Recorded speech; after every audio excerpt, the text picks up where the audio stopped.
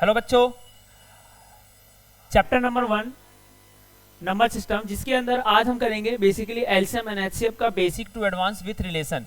यानी कि आपके जितने भी एग्जाम्स के क्वेश्चंस आते हैं या जितने भी आपके एलसीएम एचसीएफ है, कई बच्चों को बहुत प्रॉब्लम आती है एलसीएम एचसीएफ में। जनरली वो एलसीएम एचसीएफ तो कर लेते हैं, लेकिन अगर मैं बात करूँ थोड़ा सा एडवांस क्वेश्चंस का एलसीएम एचसीएफ के बारे में, तो थोड़ा सा उनको प्रॉब्लम आती है।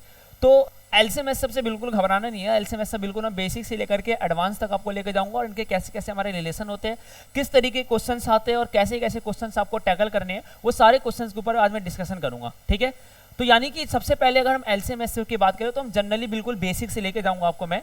तो सबसे पहले अगर मान लो मेरे पास कोई एक नंबर ए है जो कि मेरे पास है 25, और एक नंबर मेरे पास बी है जो कि मेरे पास 15, और मैंने जनरली बोला कि मुझे ना इसका एलसीएम और एचसीएफ दोनों चाहिए, 25 एंड 15 का एलसीएम एचसीएफ दोनों चाहिए। पहले तो आपको 2 नंबर वाले करवाऊंगा, फिर आपको मैं 3 नंबर वाले पे लेके जाऊंगा कि 3 नंबर का एलसीएम एचसीएफ कैसे निकालते हैं। बच्चे वहां पे मोस्ट ऑफ बच्चे गलती करके आते हैं। तो अगर मैं ए की बात करूं 25 और बी हम 15 की बात करें, तो इसका जनरली एलसीएम एचसीएफ कैसे निकलेगा। तो सबसे पहले हम 25 का अगर फैक्टर करें तो आपको पता है 25 का फैक्टर 5 × 5 और 15 का फैक्टर बनेगा 5 × 3। अब इनमें अगर एलसीएम की बात करें तो एलसीएम में जनरली हम लेते हैं कॉमन। तो एलसीएम में अगर मैं कॉमन लूं तो आप देख सकते हैं कि यहाँ पे 5 हमारा कॉमन आ चुका है, और इन कॉमन वाले पॉइंट को हम लिखते हैं एक बारी, यानी कि इनको 5 को मैं 1 टाइम्स लिखूंगा। उसका जो बचे हुए नंबर है, जैसे हमारे पास 5 बच गया, जैसे कि हमारे पास 3 बच गया, इसको भी हम उठा के लिए 5 × 3 लिखेंगे। यानी कि जो एलसीएम बनेगा हमारा वो बनेगा 5 × 5 = 25 मल्टीप्लाई में 3, यानी कि 3 × 5 = 15 और 3 × 2 = 6, और हमारा बनेगा 75। यानी कि एलसीएम की वैल्यू हमारे पास आ गई 75। अब यहाँ पे बात आती है कि एचसीएफ क्या होगा। तो एचसीएफ में केवल और केवल हम कॉमन पॉइंट को लिखते हैं, जो कि हम देख सकते हैं कि हमारा कॉमन अगर 25 और 15 के बीच में मैं देखूं तो जो कॉमन आया है वो कॉमन क्या है हमारे पास, केवल कॉमन हमारे पास 5 आया है। तो यानी एचसीएफ जो बनेगा वो हमारे पास 5 बनेगा, और एलसीएम जो बनेगा हमारे पास वो बनेगा हमारा 75, यानी कि हमारा 75 हमारा एचसीएफ बनेगा। ये हमारे 2 नंबर के बीच में था। अगर 25 एंड 15 का एलसीएम एचसीएफ तो हमारा किस तरीके से होगा। और जनरली अगर मैं थोड़ा सा और आगे की ओर बढ़ूं, मैं ध्यान से देखना बच्चे, जैसे मान लो सपोर्टेड मैंने एक नंबर ए लिया है जो कि मेरे पास है 18, और एक नंबर बी लिया है जो कि हमारे पास है 16। मैंने कहा इसका मुझे एलसीएम और एचसीएफ निकालना है, तो हम 18 का फैक्टर करेंगे। तो 18 का फैक्टर क्या बनेगा, 2 × 3 × 3, और हमारे पास 16 का फैक्टर क्या बनेगा, 2 × 2 × 2 × 2। अब जनरली हम इनमें देखेंगे कि एलसीएम के लिए हमारे पास कॉमन पॉइंट कौन सा है। तो एलसीएम के लिए हमारा कॉमन, सबसे पहले हम कॉमन छाड़ लेते हैं, हमारा 2 कॉमन है, यानी इसको हम एक बार ही लिखेंगे। फिर हमारे पास यहाँ पे कोई भी कॉमन नहीं बचा, तो मल्टीप्लाई में 3 × 3, और जो भी हमारा बचा हुआ यहाँ से कि मल्टीप्लाई बाई 2 और मल्टीप्लाई बाई 2। अगर हम इसको मल्टीप्लाई करें तो 3 × 2 = 6, 3 × 18, 2 × 36, 2 जो हमारे पास बना 72, और 72 मल्टीप्लाई बाई 2, 2 × 2 = 4, और 144। ये हमारा एलसीएम आ गया। एचसीएफ की बात करें तो एचसीएफ जनरली कॉमन लेंगे हम। तो एचसीएफ हमारे में कॉमन क्या बनेगा, एचसीएफ हमारा इन दोनों में कॉमन पॉइंट कौन सा हमारा 2, यानी कि एचसीएफ हमारा 2 बनेगा। ये तो हमारे 2 नंबर के एलसीएम और एचसीएफ थे। उसके बाद और आगे हम बात करें, जैसे कि अगर मैं बात करूं 3 नंबर की बात करते हैं ऐसे कि 3 नंबर में हमारे एलसीएम एचसीएफ कैसे आएंगे। मैं एक नंबर है मेरे पास 16, एक नंबर मेरे पास 18, और एक नंबर है हमारे पास 24। ये मेरे पास 3 नंबर है, और मुझे इसका एलसीएम एचसीएफ निकालना है। अब बच्चे इसमें बहुत गलती करते हैं कि एलसीएम एचसीएफ में बेसिकली गलती यहाँ पे होती है कि प्राइम फैक्टराइजेशन में हम कैसे करेंगे इसको। तो 16, 18 एंड 24 का अगर मैं प्राइम फैक्टराइजेशन करूं तो 16 का फैक्टर जनरली 16 का फैक्टर बनेगा 2 × 2 × 2, और हमारा 18 का फैक्टर बनेगा 2 × 3 × 3, और 24 का फैक्टर बनेगा हमारे पास 2 × 2 और मल्टीप्लाई बाई 3। ये हमारे पास आ गया 24 का फैक्टर। अब यहां पे आप थोड़ा सा पॉज देना और थोड़ा सा ध्यान से समझना है इसको कैसे निकालेंगे हम। एलसीएम निकालते हैं सबसे पहले। एलसीएम के लिए क्या करेंगे, मैं सबसे पहले देखूंगा कि तीनों में, इन तीनों जगह पे कॉमन कौन आया। तो तीनों जगह पे कॉमन हमारे पास आया है 2, यानी कि इस तीनों जगह का जो कॉमन पॉइंट को हम केवल एक बार ही लिखेंगे, यानी कि यहां पे मैंने 2 लिख दिया। अब क्या मेरे पास कई और तीनों जगह कॉमन है, देखते 2 यहां पे, लेकिन यहां पे 2 नहीं है, यहां पे 2 है लेकिन तीनों जगह नहीं है, तीनों वाला कॉमन पॉइंट अभी नहीं आए पास। क्या मेरे पास यहाँ पे 2 है, इसमें नहीं है तो नहीं लेंगे, इसमें 2 है, इसमें दूसरे वाले में 2 नहीं है, लेकिन तीसरे वाले में 2 है लेकिन कॉमन नहीं लेंगे। फिर हम देखें तो दूसरे और तीसरे में 3 कॉमन है, लेकिन ऊपर वाले में 3 नहीं है, तो कॉमन हमारे पास केवल 2 ही है। लेकिन अगर उसके बाद हम क्या देखते हैं कि तीनों के बाद हम 2 का पेयर भी बनाते हैं कि कौन कौन से पेयर 2-2 में कॉमन है। तो 2-2 में आप कॉमन पेयर देखो ध्यान से, 2-2 में कॉमन पेयर अगर मैं देखूं तो यहाँ पे भी 2 है और यहाँ पे भी 2 है, यानी कि मैं यहाँ पे जो मल्टीप्लाई करूंगा एक और हमारे पास 2 आएगा इन दोनों को मिला के। फिर हम और जनरली कॉमन पॉइंट देखें यहाँ से, तो देख सकते हो ऐसे भाई कि यहाँ भी 2 है और यहाँ भी 2 है, तो इसको भी मिला के मैं एक ही बारी लिखूंगा मल्टीप्लाई बाई 2। फिर और हमारे पास कॉमन है क्या? नहीं, हमारे पास कॉमन है, लेकिन अब हमारे पास 3 कॉमन है कि इसमें भी 3 है और इसमें भी 3 है। जनरली इसको भी मैं लिखूंगा 1 टाइम्स ही लिखूंगा मल्टीप्लाई बाई 3। उसके बाद क्या बच गया? अब कोई भी कॉमन नहीं बचा, 2 में भी 3 में पेयर में भी कॉमन नहीं बचा, तो अब कॉमन बचा क्या है? तो कॉमन हमारे पास जो बचा हुआ है वो बचा हुआ है केवल हमारे पास 2 मल्टीप्लाई बाई 3। अब ये हमारा एलसीएम का फॉर्मेशन आ गया। देखो दोबारा समझो, सबसे पहले हम देखेंगे तीनों में कि तीनों में हमारा बेसिकली कॉमन कौन है। तीनों में कॉमन देखने के बाद हम देखेंगे कि कौन से दो में कॉमन है, उसको भी हम एक ही बारी लिखते हैं। जो दो में कॉमन होता है उसको भी हम एक ही बारी ही लिखते हैं। फिर हम देखेंगे कि अकेला बच कौन गया, अकेला जो बच गया उसको हम एक ही बारी लिखेंगे उसको। जैसे कि मैं दो की बात करूं, दोनों में थे लेकिन इसको मैं एक ही बारी लिखूंगा। इन दोनों को, ये इसमें भी 2 था इसमें भी 2 था तो एक ही बारी लिखूंगा। इसमें भी 3 था इसमें 3 था तो मैं एक ही बारी लिखूंगा। फिर हमारा बच कौन सा, ये बच गया 2 और 3, इसको उठा के मैं लिखूंगा। अब हमारा एलसीएम क्या आएगा, इसको मल्टीप्लाई कर लेते हैं। ये बनेगा 4, 4 2 8, 8 3 24, 24 आपका बनेगा यहाँ से 48, और 48 मल्टीप्लाई बाई हम 3 करें तो 3 8 24 और 3 4 12, और 12 हमारे पास बना 144, जो कि हमारा एलसीएम आ गया। किसका एलसीएम आया बच्चे? हमारा ये आया हमारा 16, 18 एंड 24 का एलसीएम आ गया। एचसीएफ की बात करते हैं, एचसीएफ की बात करते हैं तो एचसीएफ क्या बनेगा हमारे पास? केवल कॉमन पॉइंट, और कॉमन तीनों में कौन आए? केवल और केवल 2 आए, तो ये हमारा हो गया एचसीएफ पॉइंट। कौन सा पॉइंट हो गया हमारा? एचसीएफ पॉइंट होगा हमारा। यहां तक सबको समझ में आया? उसके बाद बोल आते हैं मेरे पास एक ए वैल्यू है जो कि हमारे पास मान लेते हैं 8 है, एक बी वैल्यू जो कि हमारे पास 16 है, और हमारे पास सी वैल्यू है जो कि मैं ले लेता हूं यहाँ से 18। मैंने कहा मुझे इसका एलसीएम और एचसीएफ चाहिए।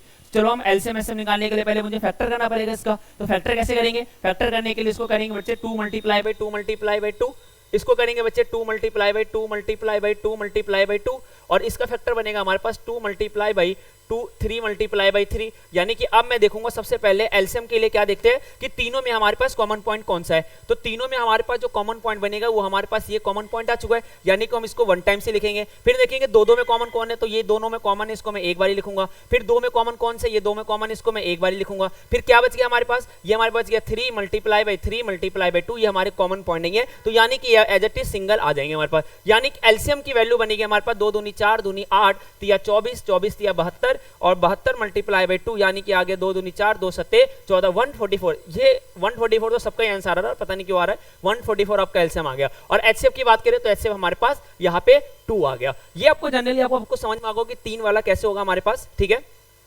अब यहां से थोड़ा सा एडवांस क्वेश्चन में चलते हैं। ध्यान से देखना बच्चे, एडवांस क्वेश्चन किस तरीके से आपके जो एग्जाम में एडवांस क्वेश्चन आते हैं वो आते हैं आपके A1 बराबर में ये मैंने लिया x क्यूब वाई स्क्वायर और z की पावर 5, b बराबर में x की पावर 6 y की पावर 8 और z की पावर 2। मैंने कहा मुझे इसका एलसीएम और मुझे इसका एचसीएफ चाहिए। आसान है, बहुत ज्यादा आसान है, ध्यान से सुनना, ध्यान से। एलसीएम चाहिए और एचसीएफ चाहिए ए और बी की जगह पे हमारे पास। अब मुझे बताओ एलसीएम के लिए आपको कुछ भी नहीं देखना, जनरली क्या समझना है, ये तो आसान बनने जा रहा है, ध्यान से देखना। जनरली क्या समझना आपको कि एलसीएम के लिए सबसे बड़ी वैल्यू कौन सी है, x की सबसे बड़ी वैल्यू कौन सी है, तो x की सबसे बड़ी वैल्यू है 6, तो आ गया 6 x की जगह पे, आपको कुछ भी कॉमन देखना ही नहीं है। y की सबसे बड़ी वैल्यू कौन सी है, y की सबसे बड़ी वैल्यू 8 है, और z की सबसे बड़ी वैल्यू कौन सी है, z की सबसे बड़ी वैल्यू 5 है। ये आ गया आपका एलसीएम, समझ में आया से भाई। उसके बाद मैं एचसीएफ की बात करूं तो x की सबसे छोटी वैल्यू कौन सी है, 3 है, y की सबसे छोटी वैल्यू कौन सी है, 2 है, और z की सबसे छोटी वैल्यू कौन सी है, मेरे पास 2 है। ये आ गया आपके पास एचसीएफ। फटाफट एक सवाल जल्दी से पॉज करके करो इसको।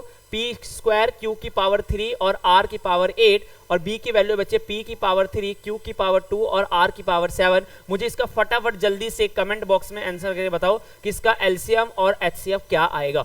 फटाफट जल्दी से कमेंट बॉक्स में बताओ कि इसका एलसीएम और एचसीएफ क्या आएगा। जितनी जल्दी हो सके उतनी जल्दी बता दो कि एलसीएम एचसीएफ क्या आएगा आपका। कमेंट बॉक्स में बताओ, फटाफट पॉज करो वीडियो को, जल्दी से जल्दी बताओ मुझे कि इसका एलसीएम और एचसीएफ क्या आएगा।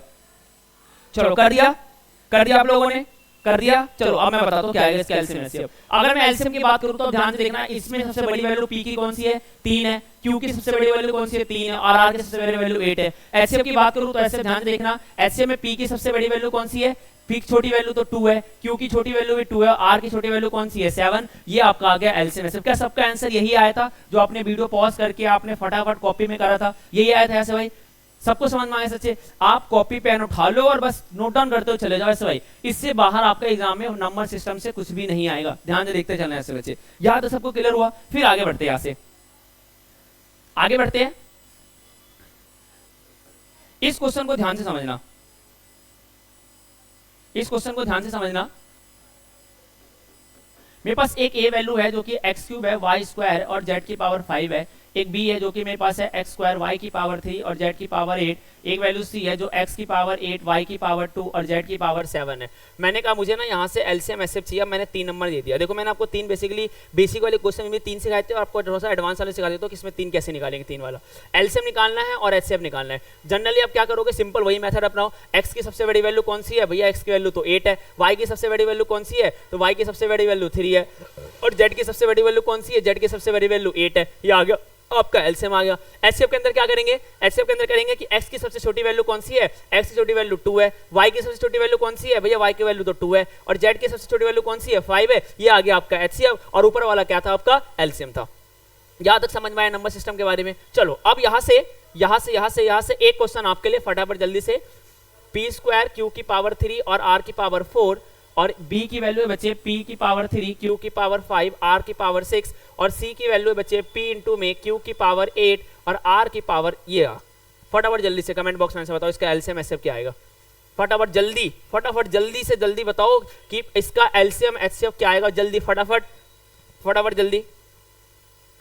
चलो करे इसको, कर दिया आप लोगों ने, करे इसको। चलो एलसीएम चेक कर दो। p की सबसे बड़ी वैल्यू कौन सी है, p की सबसे बड़ी वैल्यू है बच्चे, p की वैल्यू है 3। q की सबसे बड़ी वैल्यू कौन सी है 8, r की सबसे वैल्यू 6 है। आ गया एलसीएम। एचसीएफ की वैल्यू कितनी आएगी चेक करो। p की सबसे छोटी वैल्यू कौन सी है बच्चे, p है। q की सबसे छोटी वैल्यू कौन सी है 3 और r की वैल्यू r है। ये आ गया आपका एचसीएफ। ये आपको जनरली आ गया नंबर सिस्टम के अंदर। चलो आगे बढ़े, नोट डाउन कर लिया सभी ने, आगे बढ़े। देखना बच्चे यहाँ पे एलसीएम एचसीएफ में ना एक बड़ा ही प्यारा सा क्वेश्चन आता है जो कि आपका आता है एक्सप्रेस करने वाला। मैंने कहा मेरे पास ना एक वैल्यू a है जो कि हमारे पास 25 और एक वैल्यू b है जो कि मेरे पास है 35। इसके एचसीएफ को कुछ इस तरीके से लिखा गया है, ध्यान देखना बच्चे। 5 की power x multiply by y, इसके एचसीएफ को कुछ ऐसे लिखा गया 5 की power x multiply by y। अब कह रहा find the value of x and y। Find the value of x and y कि x और y की वैल्यू क्या आएगी। x और y की वैल्यू क्या आएगी, आपको घबराना नहीं है, आप बिल्कुल अच्छे तरीके से देखते हुए चलना। Find the value of x and y कि इस x और y की वैल्यू क्या आएगी। तो x और y की वैल्यू निकालने के लिए मैं क्या करूंगा, सबसे पहले तो इसका मैं एचसीएफ निकालूंगा। एचसीएफ निकालूंगा तो यानी कि 25 का फैक्टर बनेगा 5 मल्टीप्लाई बाई 5 और 35 का फैक्टर बनेगा 5 मल्टीप्लाई बाई एलसीएफ। वो नहीं एचसीएफ नहीं, ये आपको एलसीएम में एक्सप्रेस करने के लिए बोलेगा। अभी एचसीएफ वाला आप रहने दो, एलसीएम को एक्सप्रेस करने के लिए कह रहा है कि एलसीएम को ऐसे एक्सप्रेस करा गया।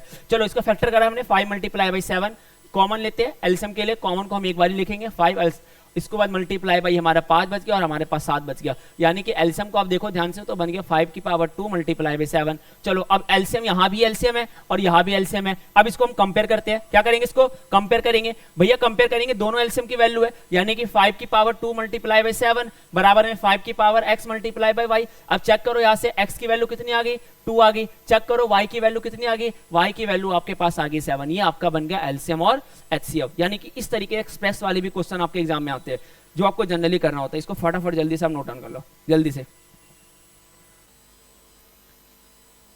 चलो उसके बाद यहां से आपका एक क्वेश्चन में दे रहा हूं आपको, फटाफट इसे करके बताना जल्दी से, जितनी जल्दी हो सके। एक नंबर ए था जो कि था 125, एक नंबर बी था जो कि आपके पास है बच्चे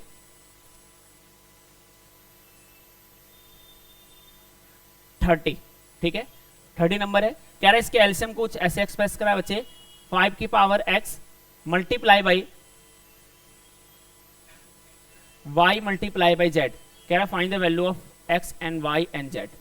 x y और z की वैल्यू आप लोग मुझे जल्दी से जल्दी निकाल के दिखाओ। x और y और z की वैल्यू फटाफट जल्दी निकाल के दिखाओ। कह रहा है अगर a की वैल्यू 125 है, b की वैल्यू 30 है, तो आप बताओ x y z की वैल्यू क्या क्या आएगी। Find the value of x y and z। कर लिया सभी ने, वीडियो पॉज करके फटाफट आंसर बताते जाना जल्दी से कमेंट बॉक्स में। वीडियो पॉज करके टाइम देख के फटाफट आंसर बताना। चलो 125 का लेते बच्चे, फैक्टर करते हैं 5 multiply by 5 multiply by 5 multi, उसके बाद हम करेंगे 30 का, तो आपका बनेगा 2 मल्टीप्लाई बाई 3 मल्टीप्लाई बाई 5। अब यहाँ से इसमें कॉमन लेते हैं, कॉमन क्या आएगा बच्चे, कॉमन आएगा 5, यानी कि आपका एलसीएम के अंदर कॉमन को हम एक बार ही लिखते हैं, बच गया 5 multiply by 5 multiply by 2 multiply by 3, यानी कि एलसीएम को मैं लिखूंगा 5 की पावर 3, 5 कितने बारी है, 3 बारी है, 5 की पावर 3 लिखेंगे, मल्टीप्लाई में क्या बच गया 2, मल्टीप्लाई में क्या बच गया 3, कंपेयर करें, चेक करो x ऊपर है, x की वैल्यू कितनी बनी, x की वैल्यू बन गई 3, चेक करो y की जगह पे क्या है 2 है, y की वैल्यू बन गई 2 और z की वैल्यू कितनी बन गई 3, यानी कि आपका आ गया यहाँ से आंसर। जल्दी से जल्दी नोट डाउन करो इसको फटाफट।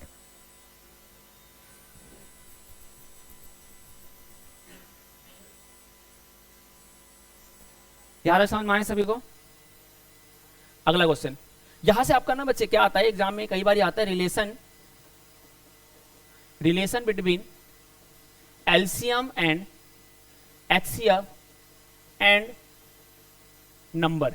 एलसीएम एचसीएफ और नंबर के बीच में क्या रिलेशन होता है, कि एलसीएम एचसीएफ आपका आया तो और नंबर के बीच में क्या रिलेशन होता है। सपोज दैट मेरे पास एक नंबर ए है जो कि मेरे पास 18 और एक नंबर बी है जो कि मेरे पास 16, कह रहा है इन दोनों का एलसीएम एचसीएफ निकालो और इनके बीच में रिलेशन करो। अब रिलेशन होता कैसे है, एक्चुअल रिलेशन होता है ये कहता है कि LCM multiply by HCF equal to में ए मल्टीप्लाई बाय बी, यानी कि एलसीएम एचसीएफ का जो मल्टीप्लाई होगा वो ए इंटू बी के यानी कि दोनों नंबर के प्रोडक्ट के बराबर होगा, यानी कि इस नंबर का मैं एलसीएम निकालूं फिर इस नंबर का मैं एचसीएफ निकालूं और मैं इन दोनों को गुना कर दूं और फिर मैं ए और बी नंबर को गुना करूं तो दोनों की वैल्यू कैसे आएगी, दोनों की वैल्यू बिल्कुल बराबर आएगी। इसके लिए सबसे पहले मुझे एलसीएम एचसीएफ निकालना पड़ेगा, तो मैं 18 का फैक्टर करते हैं यानी कि 2 मल्टीप्लाई बाई 3 मल्टीप्लाई बाई 3 और 16 का करेंगे बच्चे तो 2 multiply by 2 multiply by 2 multiply by 2, यानी कि इसमें अगर मैं एलसीएम निकालूं तो एलसीएम के लिए कॉमन लेते हैं, पहले तो ये 2 कॉमन आ गया, इसको लिखेंगे एक बारी 3 गुने में और ये बच गया बच्चे 2 गुने में 2, यानी कि एलसीएम जो वैल्यू आ गया आपके पास वो आ गई 3 दूनी 6 3 18,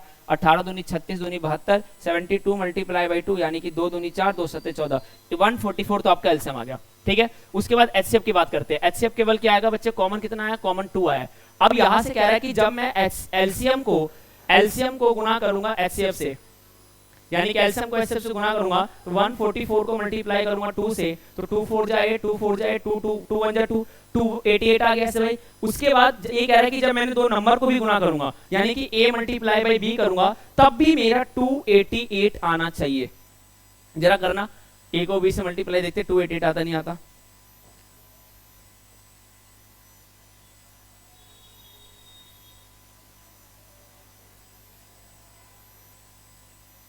उठा ले,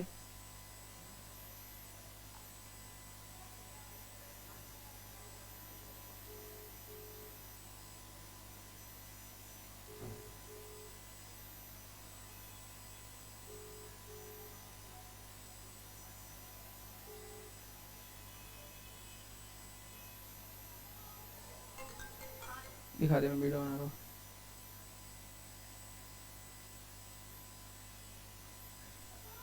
तो यहां से हम करेंगे 5 लाख दिखा 5 लाख, तो यहां से हम करेंगे यहां से भाई a मल्टीप्लाई b करोगे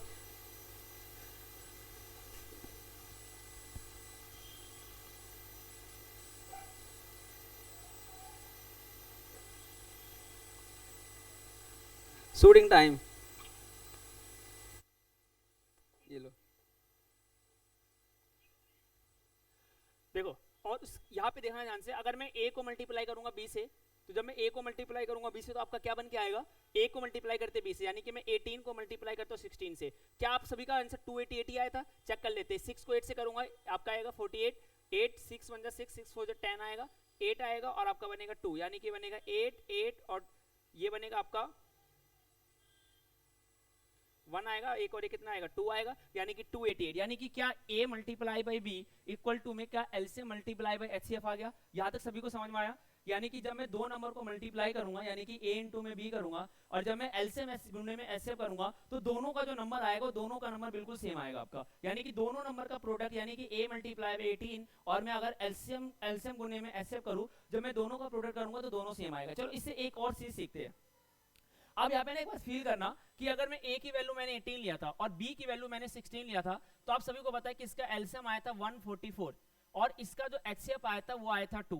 अब यहाँ पे ना एग्जाम में ये तो मैंने आंसर लिख दिया कि इन नंबर का एलसीएम और एचसीएफ भी आया था, लेकिन एग्जाम में क्वेश्चन कैसे पूछते हैं, एग्जाम में आपसे क्वेश्चन पूछेंगे कि अगर देखो मैं इसमें ना #1 डाल लो, आप ऐसे करना बिल्कुल 100% आपके ना यहाँ पे एक क्वेश्चन एग्जाम में आने ही आने ऐसे टाइप्स के ऐसे भाई।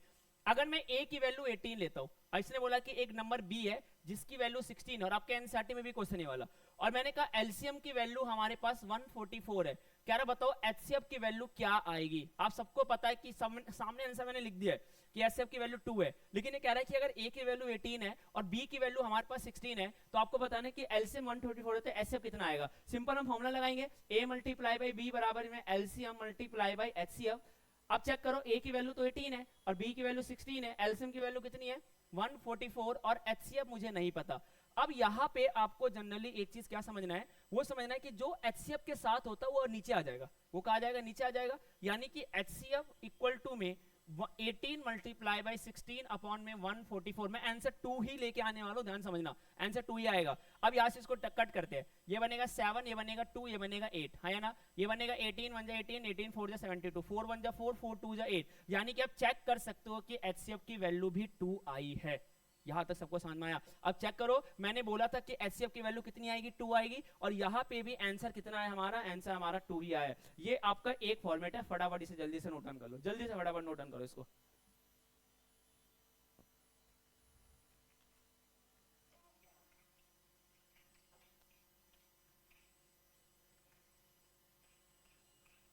ए नंबर लिया था, ए हमारे पास 18 था, बी हमारे पास बचे 16 था, एलसीएम इसका आया था 144 और हमारे पास एचसीएफ आया था बच्चे 2। अब यहाँ पे चेक करो, मैं फिर से एक वैल्यू मिसिंग करूंगा, आप एक वैल्यू फिर से मिसिंग करूंगा और मिसिंग वैल्यू मेरे पास आएगी, ध्यान देखना, ए की वैल्यू 18 है, मैंने ले लिया ए बराबर में 18 है और बी बराबर में 16 है। अब इसने बोला कि एचसीएफ की वैल्यू हमारे पास 2 है, फाइंड एलसीएम, कह के एलसीएम की वैल्यू निकाल के दिखाओ। अब यहां से आपको क्या करना है, जनरली आपको यहां से मेथड लगाना है कि A multiply by B equal to में एलसीएम मल्टीप्लाई बाई एचसीएफ, यानी कि ए की वैल्यू कितनी है 18 है, बी की वैल्यू कितनी है 16 है, एलसीएम की वैल्यू कितनी है हमें नहीं पता और एचसीएफ की वैल्यू कितनी है 2। अब जो भी एलसीएम के साथ जो भी वैल्यू गिवन दिया कहा जाएगा नीचे, एलसीएम से मल्टीप्लाई हो रहा है, यानी कि एलसीएम बराबर में 18 मल्टीप्लाई बाई 16 अपॉन में 2, 2 1 जा 2, 2 8 जा 16, यानी कि एलसीएम की वैल्यू आपके पास आ गई 18 मल्टीप्लाई बाई 8, आप मल्टीप्लाई करना आपका आंसर 144 ही आएगा। अब चेक करो हमारा आंसर भी कितना था 144 ही था। इसको फटाफट जल्दी से नोट डाउन कर लो, इस फॉर्मेट को। क्लियर हो रहा है सभी को, समझ में आ रहा है? चलो आगे बढ़े, एक और फॉर्मेट लेके आते हैं, ए बराबर में 18 है, बी की वैल्यू मुझे नहीं पता, एलसीएम हमारे पास 144 है और हमारे पास एचसीएफ की वैल्यू 2 है, कह रहा बी की वैल्यू निकाल के दिखाओ। अच्छा बी हमें पता था, बी कितना था हमारे पास 16 था, बी की वैल्यू कितनी थी 16 थी, चलो बी की वैल्यू 16 ही लेके आएंगे, सुनना ध्यान से, LCM multiply by HCF, LCM multiply by HCF multi बराबर में ए इंटू में बी, एलसीएम की वैल्यू कितनी है बच्चे, एलसीएम की वैल्यू हमें है हमारे पास 144, एचसीएफ की वैल्यू है हमारे पास 2 ले लो, यहाँ से 2 ले लो, एचसीएफ की वैल्यू है 2, ए की वैल्यू 18 और बी हमें नहीं पता, बी बराबर में 144 मल्टीप्लाई बाई 2 अपॉन में 18 जाएगा, 2 1 जा 2, 2 9 जा 18, इसको मैं काटूंगा बच्चे तो ये आएगा 9 1 जा 9 और ये आएगा 9 6, यानी कि बी की वैल्यू आ गई 16। आप चेक करो हमारे पास क्या मिसिंग वैल्यू बी भी 16 थी। तो यहां से मैंने आपको एलसीएम एचसीएफ के जितने भी फॉर्मेट थे मैंने आपको सिखा दिया, होप सो आपको सभी को समझ में आएगा कि एलसीएम एचसीएफ को हम कैसे डील करें और कैसे इसको हैंडल करें। थैंक यू सो मच, इस वीडियो को ज्यादा से ज्यादा शेयर करो अपने दोस्तों के साथ, फिर एक अगली में लेके आने वाला हूं, फिर से 10 से 15 मिनट के तो इसी चैप्टर का लेके आने वाला हूं मैं। थैंक यू सो मच सभी को, ठीक है, समझ में आया? ठीक है, अब हमारे पास नेक्स्ट टॉपिक है हमारे पास कि proof root 2 is a irrational number. तो जनरली रूट 2 इरेशनल नंबर को प्रूव करने के लिए हम सबसे पहले लेट करेंगे, let root 2 is a rational number. अब रैशनल नंबर का फॉर्मेशन क्या होता है, रैशनल नंबर फॉर्मेशन हमारा p बाई क्यू, यानी कि रूट 2 इक्वल टू में p बाई क्यू ना लेके मैं इसे मैं a बाई बी ले लूंगा, यानी कि a बाई बी हमारा रैशनल नंबर का फॉर्मेशन है कि अगर रूट 2 हमारा रैशनल नंबर है तो रैशनल नंबर का फॉर्मेशन कैसा होता है हमारा p बाई क्यू के फॉर्म में होता है। तो इसको मैं जनरली a बाई बी के फॉर्म में लिख सकता हूं, फिर मैं यहां पे लिखूंगा both side squaring, both side squaring, both side squaring करने के बाद यहाँ पे रूट 2 का स्क्वायर इस इक्वल टू में a अपॉन में b का स्क्वायर, रूट 2 का स्क्वायर क्या होता है 2 इक्वल टू में a स्क्वायर अपॉन में b स्क्वायर, और ये इधर मल्टीप्लाई होगा यानी कि 2b स्क्वायर इक्वल टू में a स्क्वायर, और यहां से हमारे पास बनेगा कि b स्क्वायर इक्वल टू में इक्वेशन नंबर से मैं फर्स्ट मान लेता हूं यहाँ पे, और ये बनेगा b स्क्वायर इक्वल टू में 2 मल्टीप्लाई में कहा जाएगा डिवाइड में, यानी कि a स्क्वायर बाई 2। अब यहाँ पे ना मैं एक स्टेटमेंट लिखूंगा, वो स्टेटमेंट क्या है हमारे पास कि if a square is divisible, a square is divisible by 2 then a is also divisible by 2। यहां पे लिखूंगा ऐसे बच्चे। अब यहां पे इतना कंप्लीट करने के बाद आपका ना एक पैराग्राफ कंप्लीट होता है। एक बार दोबारा डिवीजन करा रहा हूं, सुनना ध्यान से। मान लो यहाँ पे √3 आता तो आप क्या लिखते, √3 इक्वल टू में a/b, बोथ साइड स्क्वायरिंग, √3 का स्क्वायर यहाँ पे 3 होता, a² होता, ये b² जाके मल्टीप्लाई हो जाता, यानी कि बन जाता आपका 3b² इक्वल टू में a² और b² की वैल्यू कितनी आती है a²/3। और फिर मैं स्टेटमेंट क्या लिखता है यहाँ पे, मैं लिखता है कि if a² is divisible by 3 then a is also divisible by 3, जैसे कि मैंने √2 के बारे में लिखा। अब ये आपका एक पैराग्राफ था। अब आप सेकंड क्या करोगे, यहाँ पे लेट करोगे, let take another integer, let take another integer a equal to में 2c, a इक्वल टू में 2c। यहां पे हम फिर से करेंगे both side squaring, both side squaring.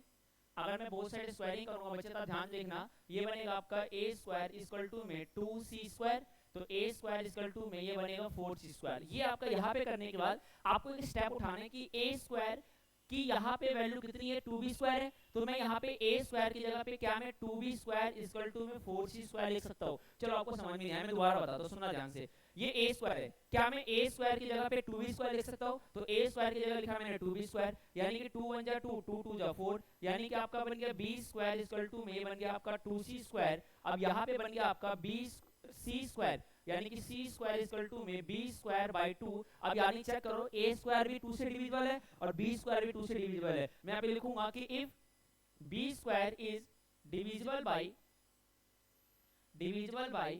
2 then b is also divisible by 2। So यहाँ पे चेक करो, so a and b has 2 common factor, और इसी कंट्राडिक्शन से हमारा प्रूफ हो गया कि √2 is a irrational number, √2 is a irrational number. यहां तक सभी को समझ में आया बच्चे, कोई दिक्कत है? सुनना ध्यान से, मैंने √2 को रैशनल माना, √2 बराबर में a/b, बोथ साइड स्क्वायरिंग करा, a² अपॉन में b² इक्वल टू में √2 का स्क्वायर 2 इक्वल टू में a²/b² मल्टीप्लाई करा 2b² बराबर में a²। अब यहाँ से b² क्या बन गया a²/2। If a² is divisible by 2 then a is also divisible by 2, यहाँ से लिख दिया मैंने। अब यहाँ से मैंने a इक्वल टू में 2c लिया। अगर √3 होता, सुनना ध्यान से, √3 होता तो मैं a बराबर में 3c लेता। अगर √5 होता तो मैं a इक्वल टू में 5c लेता। अगर √6 होता तो a इक्वल टू में 6c लेता मैं। √7 होता तो a इक्वल टू में 7c लेता मैं। अब यहाँ पे ये बनेगा both side squaring, a² equal to में 2c², ये बनेगा a² इक्वल टू में 4c², ये बनेगा आपका a² की जगह पे। हर बारी में आप यहाँ पे a² की जगह पे वैल्यू पुट करोगे, चाहे जो भी वैल्यू आई हो, तो a² बराबर में आपका बन गया आपका 2b², ये कट गया 2 से 2 आपका b²। यानी कि जनरली मैं आपको एक चीज बताता हूँ, सुनना ध्यान से। आपका ना मेन मकसद होना चाहिए कि एक बारी आप a² को 2 से भाग करके दिखाओ और एक बारी आप b² को 2 से भाग करके दिखाओ। ये दोनों करने के बाद आपका एक्चुअल लिखोगे कि a and b has 2 common factor, इसलिए आपका √2 कैसा आ गया, आपका एक इरेशनल नंबर आ गया। चलो एक ना मैं आपको यहाँ पे ना बिल्कुल क्लियर हो जाएगा अगर मैंने √3 का करवा के दिखा दिया। सुनना ध्यान से, मुझे प्रूव करना है कि √3 is a irrational number, √3 is a irrational number. अब सुनना कैसे करेंगे, मैं डालूंगा यहाँ से √3 इक्वल टू में a/b, फिर मैं करूंगा यहाँ पे both side squaring, both side squaring यानी कि √3 का स्क्वायर इक्वल टू में आपका बनेगा a² अपॉन में b², 3 इक्वल टू में a²/b², ये बनेगा आपका 3b² इक्वल टू में a², और यानी कि b² इक्वल टू में a²/3। आप जरा √3 का थोड़ा बैक करके वीडियो जाना और देखना मैंने सेम स्टेप चलाया यहाँ पे भाई। फिर मैं यहाँ पे लूंगा let take another integer, let take another integer यानी कि a इक्वल टू में 3c, फिर मैं करूंगा यहाँ पे बोथ साइड स्क्वायरिंग, ये बनेगा आपका a² बराबर में 9c², यहाँ पे मैं a² की वैल्यू डालूंगा यानी कि 3b² बराबर में 9c², ये कटेगा वैल्यू कितनी बनेगी 3b² बराबर में 3c², और यानी कि c² इक्वल टू में b²/3। अब चेक करो मैंने दोनों को डिवाइड करके दिखा दिया, एक बारी a² को भी 3 से डिवाइड करके दिखा दिया, एक बारी मैंने b² को 3 से करके डिवाइड दिया। अब यहाँ से आप लिखोगे कि a and b has 3 common factor, our contradiction is wrong, that's why √3 is a irrational number. ये टॉपिक सभी को समझ में आया बच्चे? ऐसा है, एक बार आप √7 का ट्राई कर लेना, एक बार आप √6 का ट्राई कर लेना, एक बार √5 का। किसी में प्रॉब्लम आए तो मुझे बताना, मैं इसके लिए वीडियो बना लूंगा आपके लिए। थैंक यू सो मच सभी का।